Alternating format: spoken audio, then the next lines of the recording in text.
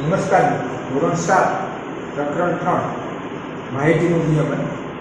આપણે અગાઉના ભાગની અંદર મધ્યક, મધ્યસ્થ, બહુલક વગેરે વિશે શીખી ગયા. તેના વિડીયોની લિંક નીચે ડિસ્ક્રિપ્શન બોક્સની અંદર આપેલ છે, તેના પરથી તે વિડીયો તમે જોઈ શકો. મિત્રો, સ્વાધ્યાય 3.1 ગયા પછી હવે આપણે આ ભાગની અંદર લંબ આલેખ કઈ રીતે દોરી શકાય તે આપણે સમજીશું. ધોરણ 6 ની અંદર આપણે લંબ આલેખ વિશે જોઈ ગયા છીએ કે કોઈ પણ માહિતી હોય એ માહિતીને દ્રશ્ય સ્વરૂપ કે ચિત્રાત્મક સ્વરૂપે દર્શાવવાની જરૂરિયાત ઊભી થાય ત્યારે આપણે આલેખ દોરીએ છીએ. ધોરણ 6 ની અંદર લંબ આલેખ અને ચિત્ર આલેખ દોરતા શીખી ગયા છીએ. તો ચાલો હવે આપણે લંબ આલેખ કઈ રીતે દોરાય તેનું પુનરાવર્તન કરી દઈએ.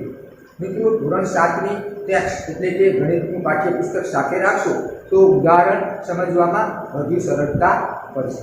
મિત્રો, લંબ આલેખ તેના પરથી આપણે સહેલાઈથી કોઈ પણ માહિતીના અવલોકન પરથી પરિણામ તારવી શકીએ છીએ. એટલે આપણે કોઈ માહિતી આપેલી હોય તો તે વાંચવાની જરૂરિયાત રહેતી નથી, પરંતુ લંબ આલેખનું અવલોકન કરી તેના ઉપરથી તેના પરિણામો તારવી અને જવાબ આપી શકીએ છીએ.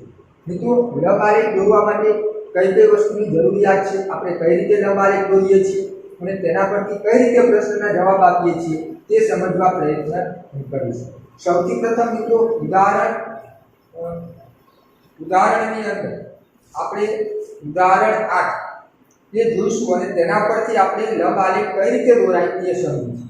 ઉદાહરણ 8 ની અંદર અહીંયા તમને કહેવામાં આવ્યું છે કે શાળાના મકાનને રંગ કરવાનો નિર્ણય લેવા માટે ધોરણ 6 અને ધોરણ 7 ના 200 વિદ્યાર્થીઓને તેમના મનપસંદ રંગની પસંદગી કરવાનું કહેવામાં આવ્યું, જેનું પરિણામ નીચે કોષ્ટકમાં દર્શાવ્યું છે. એટલે કે મનગમતો રંગ આપ્યો છે અને કયા વિદ્યાર્થીને કયો રંગ, કેટલા વિદ્યાર્થીને કયો રંગ ગમે છે તે વિદ્યાર્થીની સંખ્યા પણ આપે છે. કે લાલ રંગ 43 વિદ્યાર્થીને ગમે છે, લીલો રંગ 19 વિદ્યાર્થીને, વાદળી રંગ 55 વિદ્યાર્થીને, પીળો રંગ 49 વિદ્યાર્થીને અને નારંગી રંગ 34 વિદ્યાર્થીને ગમે છે. તો મિત્રો, આ માહિતી પરથી આપણે લંબ આલેખ કઈ રીતે દોરી શકીએ અને તેના પરથી પ્રશ્નના જવાબ સરળતાથી કઈ રીતે આપી શકીએ તે આપણે સમજવાનું છે. તો ચાલો મિત્રો એ સમજીએ. સૌથી પ્રથમ મિત્રો, તમારે આલેખ દોરવા માટે તમારી પાસે એક આલેખ પત્ર હોવું જરૂરી છે. હવે મિત્રો, તમે જે આલેખ દોરવા માટે ઉપયોગ કરશો તે બે પ્રકારના આવે છે, એક 10 ખાનાવાળું અને એક 5 ખાનાવાળું. એટલે કે મિત્રો, તમારા આલેખ પત્રની અંદર આ રીતે ભાગ પાડેલા હશે, તેની અંદર આડી ઘાટી લીટીઓ હશે અને ઊભી પણ ઘાટી લીટી આપેલી હશે. આલેખ પત્ર તો તમે ધોરણ 6 ની અંદર જોયેલું છે. મિત્રો, તમને ખ્યાલ જ હશે કે આ બે ઘાટી લીટી વચ્ચેનું માપ 1 સેન્ટીમીટર હોય છે. એટલે કે બે ઘાટી લીટી, આ બે લીટી વચ્ચેનું માપ અહીંથી અહીંયા સુધીનું માપ એ 1 સેન્ટીમીટર હોય છે. તે જ રીતે તેની પહોળાઈ, લંબાઈ પણ 1 સેન્ટીમીટર હોય છે અને પહોળાઈ પણ 1 સેન્ટીમીટર હોય છે. માટે આલેખમાં જે આ એક ચોરસ બને છે તેનું માપ 1 ચોરસ સેન્ટીમીટર હોય છે. હવે મિત્રો, તમારા પાસે જે આલેખ પત્ર હશે એ આલેખ પત્રમાં આ બે ઘાટી લીટી જે આપેલી છે તેની વચ્ચે પણ ભાગ પાડેલા હશે. એટલે કે બજારમાં બે રીતના આલેખ પત્ર મળે છે. એક કે તમારી પાસે જે આલેખ પત્ર હોય તેની અંદર 1, 2, 3 અને 4 લીટી જોવા મળશે. એટલે કે 1 સેન્ટીમીટરના 4 લીટી દોરું તો 5 ભાગ થાય. એટલે કે 5 ભાગ વાળું આલેખ પત્ર પણ જોવા મળશે. અને બીજું આલેખ પત્ર આવે છે જેનો આપણે ઉપયોગ કરીએ છીએ, તેની અંદર 1 સેન્ટીમીટર જે આડી લીટી આપેલી છે તેમાં 1 સેન્ટીમીટરના 10 ભાગ કરેલા હશે. એટલે કે 9 લીટી જોવા મળશે. 1, 2, 3, 4, 5, 6, 7, 8 અને 9 લીટી. આ રીતે 9 લીટી એટલે કે 10 ભાગ વાળું આલેખ પત્ર જોવા મળશે.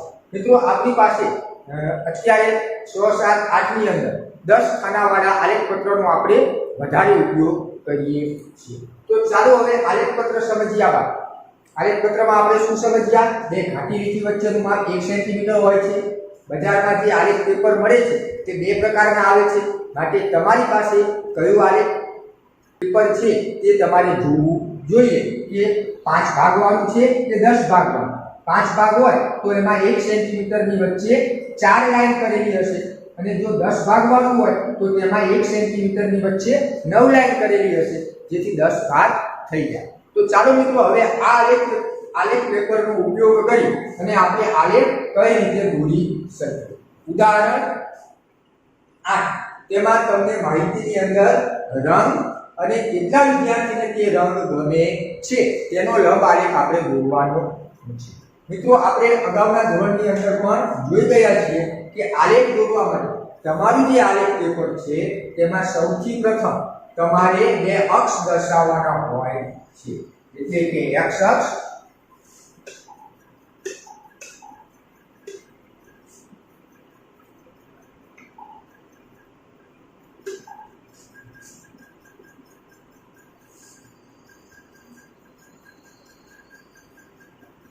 અને y અક્ષ।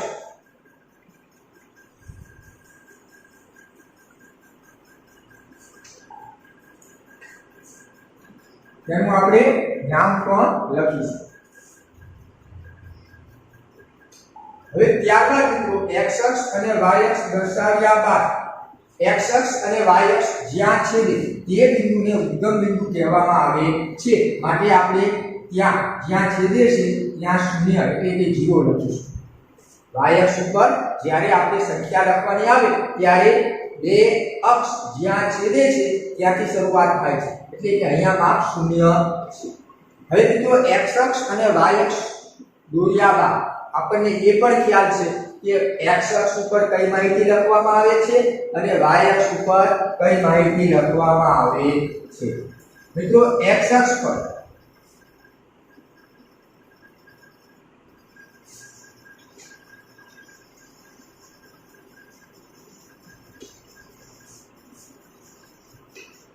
x અક્ષ પર કઈ માહિતી લખવામાં આવે છે? શાબ્દિક। અને y અક્ષ પર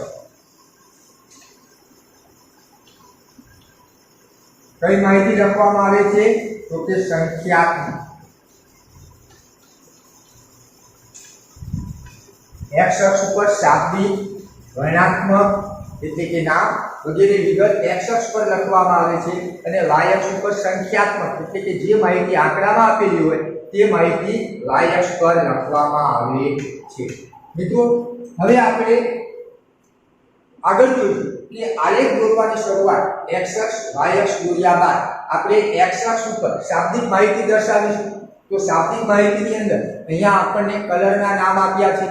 હવે મિત્રો જ્યારે x અક્ષ પર માહિતી દર્શાવો ત્યારે આપણે એ વસ્તુનો ખ્યાલ રાખવાનો છે કે આપણે જે સ્તંભ દોરવાના છે તે સ્તંભની પહોળાઈ એક સમાન રહે, એટલે કે એક સ્તંભ જાડો બીજો સ્તંભ પાતળો એ રીતે દોરવાનો નથી, તેની પહોળાઈ એક સમાન રહે। અને મિત્રો અહીંયા જે y અક્ષ દોરેલો છે ત્યાંથી પ્રથમ એક સ્તંભ મૂકી ત્યારબાદ બીજા સ્તંભની અંદર આપણે તે સ્તંભ દોરવાનો છે। તો પ્રથમ રંગ આપેલ છે લાલ, તો આપણે અહીંયા લખીશું લાલ।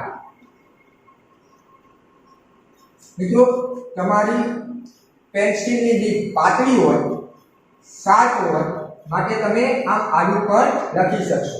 લાલ કલર પછીનો બીજો કલર આપેલ છે લીલો। તો મિત્રો અહીંયા મેં એક સ્તંભ 1 સેન્ટીમીટર મૂકી અને લાલ રંગનો સ્તંભ દોરવાનું નક્કી કર્યું છે। તો હવે ત્યારબાદનો રંગ જે લીલો છે તે પણ લાલ પછી 1 સેન્ટીમીટરનો સ્તંભ મૂકી ત્યારબાદનો જે સ્તંભ છે તેમાં હું લખીશ લીલો રંગ।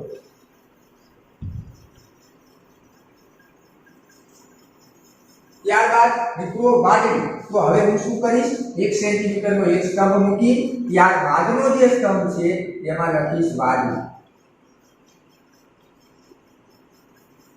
ત્યારબાદ મિત્રો પીળો રંગ, શું કરીશ? 1 સેન્ટીમીટરનો સ્તંભ મૂકી ત્યારબાદનો જે સ્તંભ છે તેમાં લખીશ પીળો રંગ।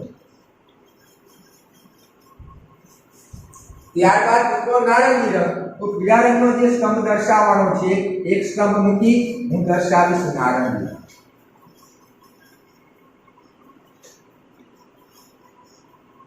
તો આ રીતે x અક્ષ પર મેં શાબ્દિક માહિતી દર્શાવેલી છે.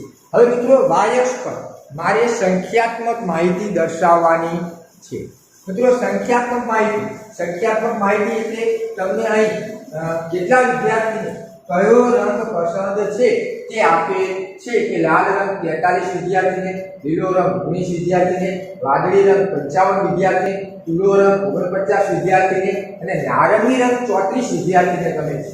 તો આ જે સંખ્યામાં અંકમાં માહિતી આપેલી છે તેને સંખ્યાત્મક માહિતી કહેવામાં આવે છે. તે મારે y અક્ષ પર દર્શાવવાનું છે. તો હવે મિત્રો y અક્ષ પર આ 1 સેન્ટીમીટર બરાબર 1 2 3 4 5 6 7 8 9 10 11 અને 12 એ રીતે 1 સેન્ટીમીટર બરાબર 1 વિદ્યાર્થી દર્શાવું તો શું હું આલેખ પેપરની અંદર 55 વિદ્યાર્થી દર્શાવી શકીશ? ના. એટલા માટે જ આપણે પ્રમાણ માપ લેવાનું છે કે 1 સેન્ટીમીટર બરાબર મારે કેટલા વિદ્યાર્થી દર્શાવવા જોઈએ. તો મિત્રો તેના માટે તમને જે માહિતી આપવામાં આવેલ છે તેમાંથી સૌથી મોટો પ્રાપ્તાંક તેના પર ધ્યાન કેન્દ્રિત કરવાનું છે. એટલે કે તમને આપવામાં આવેલા પ્રાપ્તાંકમાંથી સૌથી મોટો પ્રાપ્તાંક કયો છે તે તમારે જોવાનો છે. તો મિત્રો અહીં સૌથી મોટો પ્રાપ્તાંક એ 55 છે. સૌથી મોટો પ્રાપ્તાંક એ 55 છે. વાદળી રંગ 55 વિદ્યાર્થીને ગમે છે. તો મિત્રો આપણે y અક્ષ પર 55 થી થોડી વધારે સંખ્યા લખવી પડશે. એટલે કે 55 પછી 60 વિદ્યાર્થી સુધી આપણે દર્શાવીશું. હવે મિત્રો મારે 60 વિદ્યાર્થી દર્શાવવા હોય તો આ 1 સેન્ટીમીટર બરાબર કેટલા વિદ્યાર્થી દર્શાવો તો આલેખ પેપરની અંદર 60 વિદ્યાર્થી આવી જાય. અને બીજું એ પણ ખ્યાલ રાખવાનો છે કે સ્તંભ બહુ નાનો પણ ન બને અને બહુ મોટો પણ ન બને. તો એના માટે મિત્રો તમારી પાસે જે આલેખ પેપર છે તેની ઊંચાઈ એટલે કે તેમાં કેટલા સેન્ટીમીટર આપેલા છે તે જોવું પડે. તમારી પાસે જે આલેખ પેપર હોય તેમાં તમે નીચેથી 2 કે 3 સેન્ટીમીટર દોરી x અક્ષ દોરશો, ડાબી બાજુથી 2 કે 3 સેન્ટીમીટર દોરી y અક્ષ દોરશો તો મિત્રો મારા ખ્યાલ મુજબ 15 થી 20 સેન્ટીમીટર એટલે કે આવી 20 આટલી લીટીઓ આપેલી છે. પણ મારી પાસે અત્યારે 10 સેન્ટીમીટર છે. 5 સેન્ટીમીટર એટલે કે 10 સેન્ટીમીટરનો આલેખ પેપર છે. એટલે મિત્રો આપણે પ્રમાણમાં તમારી પાસે પણ જો 20 સેન્ટીમીટરનું આલેખ પેપર હોય તો એમાં પણ સ્તંભ આખો દોરાય 20 સેન્ટીમીટરનું તો આકર્ષક લાગે નહીં. એટલે આપણો આલેખ 10 થી 15 સેન્ટીમીટરની ઊંચાઈમાં મેક્સિમમ ઊંચાઈમાં આવી જવો જોઈએ. તો મિત્રો અહીંયા માની લો કે મારે 10 સેન્ટીમીટર સુધીમાં જ આલેખ દોરવો છે. તો 10 સેન્ટીમીટરમાં 1 સેન્ટીમીટર બરાબર કેટલા વિદ્યાર્થી લઉં તો 10 સેન્ટીમીટરમાં 60 વિદ્યાર્થી આવી જાય. 1 સેન્ટીમીટર બરાબર કેટલા વિદ્યાર્થી હું લખું તો 10 સેન્ટીમીટરમાં 60 વિદ્યાર્થી આવી જાય. તો 1 સેન્ટીમીટર બરાબર હું 10 વિદ્યાર્થી લખું. 1 સેન્ટીમીટર બરાબર હું 10 વિદ્યાર્થી લખું તો 10 20 30 40 50 અને 60 વિદ્યાર્થી આવી શકે. તો અહીંયા હું પ્રમાણમાં 1 સેન્ટીમીટર બરાબર 10 વિદ્યાર્થી લખીશ. તો મિત્રો અહીંયા તમારે પ્રમાણમાં પણ લખવું જરૂરી છે. પ્રમાણમાં હંમેશા y અક્ષ પર લેવામાં આવે છે માટે તે આપણે લખતા નથી. 1 સેન્ટીમીટર અથવા તો 1 એકમ પુસ્તકની અંદર એકમ શબ્દ વાપરેલ છે. 1 સેન્ટીમીટર બરાબર 10 અહીંયા પાછળ વિદ્યાર્થી આવે. તમે મોટા ભાગના વિદ્યાર્થીઓ આ ભૂલ કરે છે કે 1 સેન્ટીમીટર બરાબર 10 સેન્ટીમીટર. મિત્રો તમને માહિતી સેન્ટીમીટરમાં આપેલ નથી. તો મિત્રો હવે આપણે y અક્ષ ઉપર 1 સેન્ટીમીટર બરાબર 10 લખીશું 0. ત્યારબાદની પ્રથમ લાઈન આવે ત્યાં લખીશું 10, ત્યારબાદ 20, ત્યારબાદ 30, 40, 50 અને 60. હવે મિત્રો બીજી એ પણ વસ્તુ સમજી લઈએ કે તમારે જ્યારે આલેખ દોરવાનો છે તો શું તમને માહિતી 10 20 30 40 50 60 એ જ સંખ્યામાં આપેલ છે? ના મિત્રો, 43 પણ છે, 19 પણ છે. તો તેને કઈ રીતે દર્શાવવું? તો મિત્રો આપણે જોઈ ગયા કે આલેખ પેપર બે પ્રકારના આવે છે. 1 સેન્ટીમીટરના 10 ભાગ કરેલા હોય અને 1 સેન્ટીમીટરના 5 ભાગ કરેલા હોય. તમને મોટા ભાગે 10 ભાગ વાળો આલેખ પેપર આપવામાં આવશે. તો મિત્રો અહીંયા 1 સેન્ટીમીટરના 10 ભાગ કરેલા છે અને 1 સેન્ટીમીટર બરાબર કેટલા વિદ્યાર્થી છે? 10 વિદ્યાર્થી. 1 સેન્ટીમીટર બરાબર 10 વિદ્યાર્થી છે. તો આ 10 વિદ્યાર્થીના 10 ભાગ કરો તો કેટલા મળે? 10 વિદ્યાર્થીના 10 ભાગ કરો તો 1 વિદ્યાર્થી મળે. તો 1 ભાગનું મૂલ્ય 1 વિદ્યાર્થી થાય. 1 ભાગનું મૂલ્ય 1 વિદ્યાર્થી થાય. ધ્યાનથી સમજો કે 1 સેન્ટીમીટર બરાબર 10 વિદ્યાર્થી છે. તો મેં આ 1 સેન્ટીમીટરના 10 ભાગ કરું તો મને કેટલા વિદ્યાર્થી મળે? 1 વિદ્યાર્થી મળે. ટૂંકમાં આપણે સમજીએ કે આપણા આલેખ પેપરની અંદર 1 સેન્ટીમીટરના 10 ભાગ છે. તો 1 ભાગનું મૂલ્ય મેળવવા માટે તમને જે પ્રમાણમાં આપેલ છે તે પ્રમાણમાં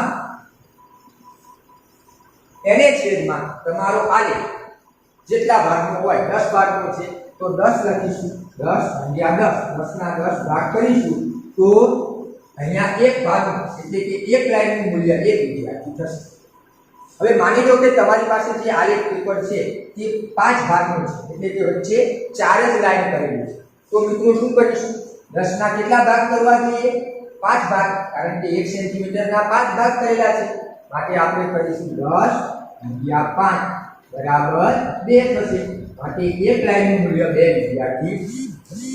મિત્રો આ ક્રિયા તમારે આલેખ દોરતી વખતે કરવાની નથી, આ સમજવા માટે છે. તો ચાલો મિત્રો હવે આપણે આલેખ પેપરની અંદર આલેખ કઈ રીતે દોરાય એ જોઈએ. હવે મિત્રો લાલ રંગ છે તે 43 વિદ્યાર્થીને ગમે છે. તો અહીંયા મારી પાસે y-અક્ષ પર 10 20 30 40 અને 50 આપેલ છે. તો 43 એ 40 અને 50 ની વચ્ચે આવે. 40 અને 50 ની વચ્ચે 43 આવે. હવે આપણો આલેખ એ 10 ભાગ વાળો છે તેમ માની અને આપણે આલેખ દોરીશું. તો 10 ભાગ વાળો આલેખ હોય તો 1 ભાગનું મૂલ્ય પ્રથમ લાઈનનું મૂલ્ય 1 વિદ્યાર્થી થશે. તો મિત્રો અહીંયા હું 10 ભાગ કરવા પ્રયત્ન કરું છું.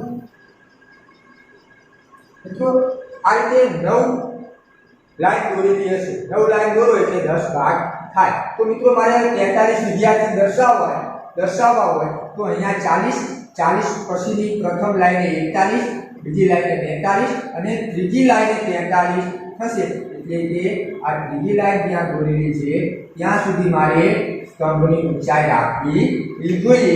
તો મિત્રો હવે હું ત્યાં સૌથી પ્રથમ આડી લાઈન કરીશ 43 અને ત્યારબાદ આ રીતે માપપટ્ટીથી તેનો ઊભો સ્તંભ દોરીશ.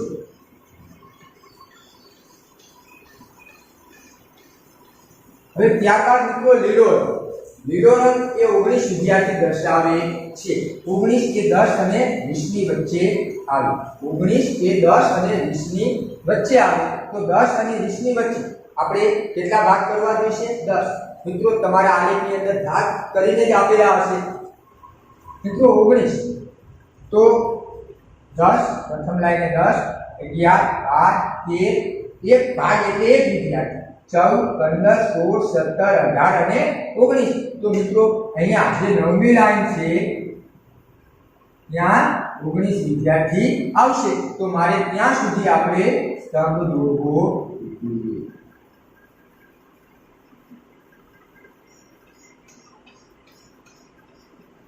ત્યારબાદ મિત્રો વાદળી જે 55 દર્શાવે છે. તો 50 ત્યારબાદ 60. 50 અને 60. તો મિત્રો વાદળી રંગ એ 50 અને 60 ની વચ્ચે આવશે અને કેટલામી લાઈને આવશે? 5મી લાઈને. 5મી લાઈન બરોબર મધ્યમાં હશે. હવે હું ભાગ કરતો નથી. 50 ત્યારબાદ પ્રથમ લાઈને 51 52 53 54 અને 55 તેમ 5મા ભાગે 55 થશે.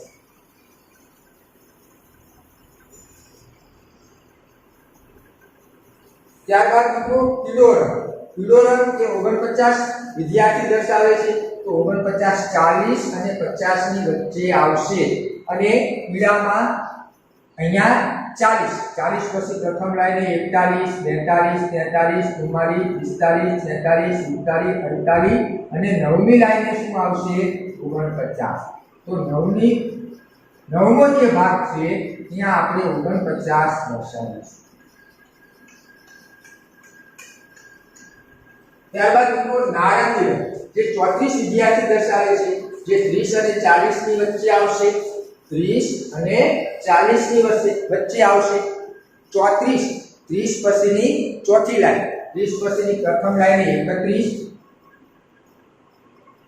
બીજી લાઈન 32, ત્રીજા ભાગે 33 અને ચોથા ભાગે 34 આવશે.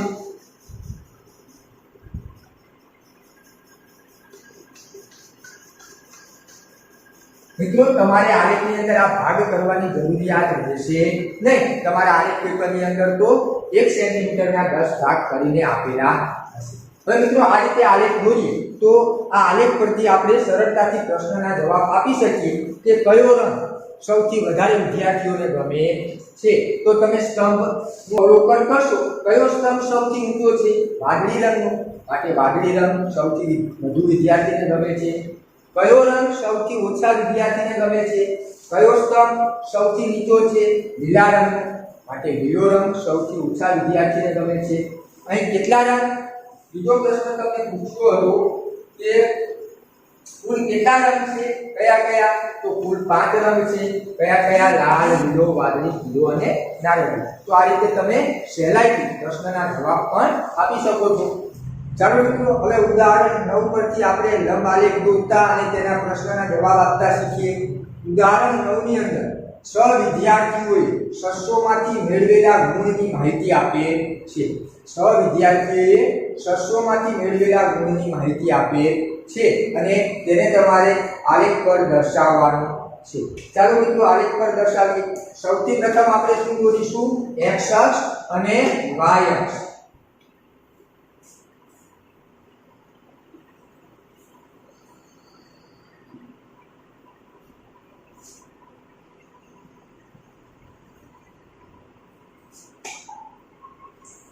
તો આ x અક્ષ, આ y અક્ષ જ્યાં છે તેને આપણે ઉગમ બિંદુ એટલે 0 કહીશું. હવે મિત્રો x અક્ષ ઉપર આપણે કેવી માહિતી દર્શાવવાની છે? શાબ્દિક માહિતી. તો શાબ્દિક માહિતીની અંદર અહીં શું આપેલું છે? વિદ્યાર્થીઓ, એટલે કે વિદ્યાર્થીઓના નામ અજય, બાલી, દીપ્તિ, ફયાદ, દીપિકા અને હરિ. તેને આપણે x અક્ષ પર દર્શાવીશું. તો મિત્રો પ્રથમ નામ અજય આપેલ છે તો આપણે અહીંયા અજય લખીશું. એક સ્તંભ મૂકી અને આલેખ દોરવાની શરૂઆત કરીશું. અજય. ત્યારબાદ બીજું નામ બાલી આપેલ છે તો એક સ્તંભ મૂકી અને બાલી દોરીશું. બાલી લખીશું, બાલી મિત્રો દોરીશું નહીં. ત્યારબાદ દીપ્તિ આપેલ છે તો 1 સેન્ટીમીટરનો સ્તંભ મૂકી આપણે દીપ્તિ લખીશું. ત્યારબાદ મિત્રો ફયાદ આપેલ છે તો એક સ્તંભ મૂકી આપણે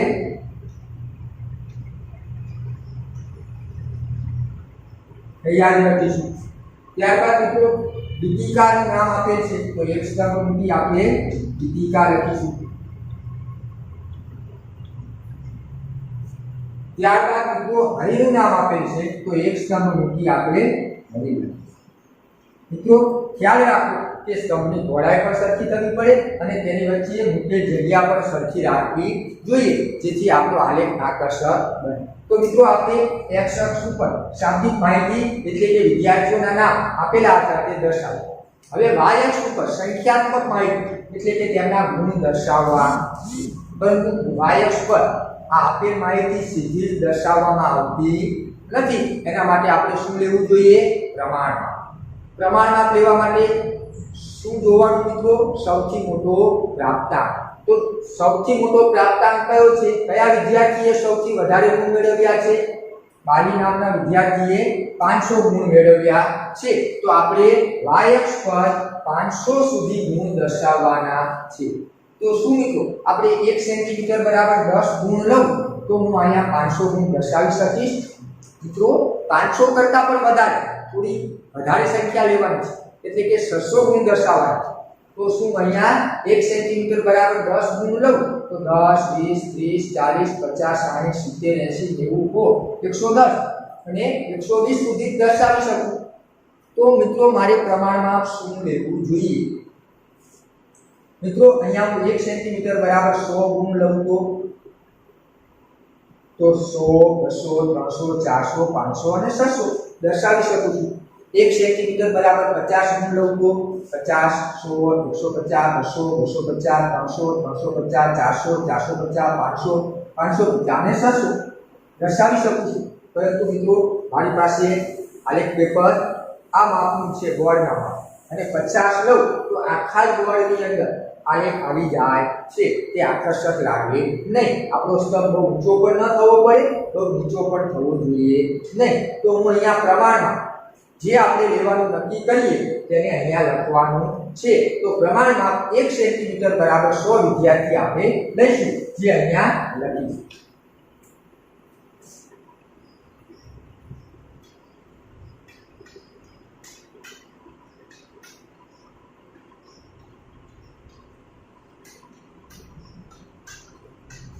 તો અહીંયા વિદ્યાર્થી આવશે મિત્રો નહીં વિદ્યાર્થીએ મેળવેલા ગુણ આપેલા છે માટે અહીંયા પાછળ આપણે ગુણ લખીશું મિત્રો આપણે અહીંયા y અક્ષ ઉપર એ માહિતી દર્શાવીશું શૂન્ય લખેલા છે શૂન્ય બાદ પ્રથમ લીટીએ 100 ત્યારબાદ 200 300 400 500 અને 600 મિત્રો આટલો ખ્યાલ તમને આવી જાય તો આલેખ દોરતા તમને અવશ્ય આવશે વધુ એક માહિતી એ ધ્યાનમાં રાખવાની છે કે આલેખના 10 ભાગ કરેલા છે તો એક ભાગનું મૂલ્ય શું થશે વિચારો જોઈએ મિત્રો અહીંયા 1 સેન્ટીમીટરનું માપ કેટલું છે 100 તો આ 100 ના 10 ભાગ કરું તો 100 ભાગ્યા 10 પ્રમાણ માપ ભાગ્યા આલેખના ભાગ 100 ના 10 ભાગ કરું તો 0 0 છેદું 2 અને 10 વધે માટે એક ભાગનું એટલે કે બે ઘાટી લીટી વચ્ચે જે લીટીઓ આપેલી છે તેમાં એક લીટીનું માપ 10 ગુણ થશે એક લીટીનું માપ કેટલું થશે 10 ગુણ હવે મિત્રો અજયે કેટલા ગુણ મેળવ્યા છે તો અજયે 450 ગુણ મેળવ્યા છે તો 400 અને 50 ની વચ્ચે 400 અને 500 ની વચ્ચે 450 આવશે તો અહીંયા કેટલી લાઈન હશે 9 લાઈન એટલે કે 10 ભાગ કરેલા હશે 400 પછી પહેલી જે લાઈન આવશે મિત્રો પ્રથમ જે લાઈન આવશે તેનું માપ કેટલા ગુણ થશે 10 ગુણ એટલે કે 400 પછીની પહેલી લાઈનને 410 બીજી લાઈનને 420 430 440 અને 450 પાંચમી લાઈને તો મિત્રો આપણે 450 આ રીતે દર્શાવી શકીએ ત્યારબાદ બારી એ મેળવેલા ગુણ 500 છે જે તો અહીંયા y અક્ષ પર આપેલા છે તો આપણે સૌથી પ્રથમ y અક્ષ પર આડી લાઈન કરીશું ત્યારબાદ ગોઠવણ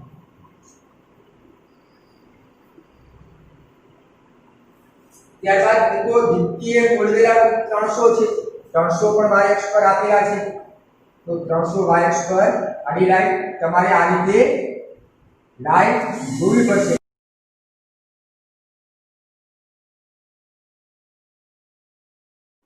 તો મિત્રો દ્વિતીય 300 ગુણ મેળવ્યા છે તો તેના પરથી આલેખ આ રીતે દોરી શકશું હવે મિત્રો થયા અને 360 ગુણ મેળવ્યા છે તો તે 300 અને 400 ની વચ્ચે એટલે કે આ બે લાઈનની વચ્ચે આવશે હવે 360 તો મિત્રો અહીંયા કેટલા ભાગ કરેલા છે 10 ભાગ તો એક ભાગ એટલે એક ભાગનું મૂલ્ય 10 ગુણ એટલે 310 બીજી લાઈનનું 320 330 340 350 અને છઠ્ઠી લાઈને 360 મળી આપણે એક લાઈને 10 ગુણ ગણવાના છે તો આ રીતે આપણે અહીંયા જે મેળવેલા ગુણનો સ્તંભ દોરી શકીએ ત્યારબાદ દીપિકાએ 400 ગુણ મેળવેલા છે તે તો આપણને 400 તો આપેલા જ છે y અક્ષ પર તો મિત્રો y અક્ષ પર સૌથી પ્રથમ આડી લાઈન કરીશું, ત્યારબાદ તેનો સ્તંભ માપપટ્ટીની મદદથી દોરીશું. હવે એ 540 તો 540 500 અને 600 ની વચ્ચે આવશે. તો 500 અને 600 વચ્ચે 540 એ 500 પછીની ચોથી લાઈન એટલે કે ચોથી લીટીએ મળી આપણને. પ્રથમ લીટીએ 510 520 530 અને 540. તો આ રીતે સરળતાથી આપણે લંબ આલેખ દોરી શકીએ. સૌથી મહત્વનું કાર્ય હોય તો પ્રમાણ માપ લેવાનું, ત્યારબાદ 1 સેન્ટીમીટર નું જે પ્રમાણ માપ છે એના 10 ભાગ કરી એક લાઈનનું માપ કેટલું થાય તે મેળવવાનું સૌથી મહત્વનું છે. મિત્રો આ નામ તમે સ્તંભની અંદર પણ દર્શાવી શકો અને સ્તંભની અંદર પેન્સિલથી તમે આ રીતે આકર્ષક સ્તંભ પણ દર્શાવી શકો. તો હવે પછીનો જે બીજો વિડિયો છે એની અંદર આપણે વિલંબ આલેખ કઈ રીતે દોરાય એ શીખીશું. હવે મિત્રો પ્રશ્નના જવાબ તમારે આપવાના હોય તો તમે જ્યારે તમને પરીક્ષાની અંદર પ્રશ્નના જવાબ આપવાના હોય ત્યારે તમે માપપટ્ટીનો ઉપયોગ કરો તો તમે સહેલાઈથી પ્રશ્નના જવાબ આપી શકો. અહીંયા એમ પૂછવામાં આવે કે બારીને કેટલા ગુણ મળ્યા છે તો તમે આ માપપટ્ટી મૂકો તો તમને ખ્યાલ આવી જાય કે બારીના 500 ગુણ છે તેના સ્તંભ. ત્યારબાદ દ્વિતીય કેટલા ગુણ મળ્યા છે તો દ્વિતીયનો જે સ્તંભ છે તેના ઉપર આ રીતે માપપટ્ટી મૂકો સ્કેલ તો તમને 300 ગુણ મળે. હવે મિત્રો આલેખ ઉપરથી તમે એ પણ કહી શકો કે સૌથી વધુ ગુણ કોને મળ્યા છે. જો મિત્રો અહીંયા આપણે હરિનો જે સ્તંભ જોયો છે, હરિએ મેળવેલા ગુણ 540 છે. હરિના મળેલા ગુણ 540 છે તે સૌથી ઊંચો છે. 540 એ સૌથી ઊંચો છે. તો અહીંયા આપણે સૌથી મોટો પ્રાપ્તાંક ધ્યાનમાં રાખી અને પ્રમાણમાં દોરવું જોઈએ. શરૂઆતમાં મેં કહ્યું હતું કે બાળીને સૌથી વધારે ગુણ મળ્યા છે 5, પણ ના મિત્રો સોરી, અહીંયા હરિના સૌથી વધારે ગુણ આપેલા છે 540, પરંતુ મિત્રો તે પણ 500 અને 600 ની વચ્ચે આવે માટે આપણા પ્રમાણ માપમાં કશો ફેર પડતો નથી. આપણે હવે પછીનો ભાગ જોઈએ ત્યારે વિલંબ આલેખ જોઈશું.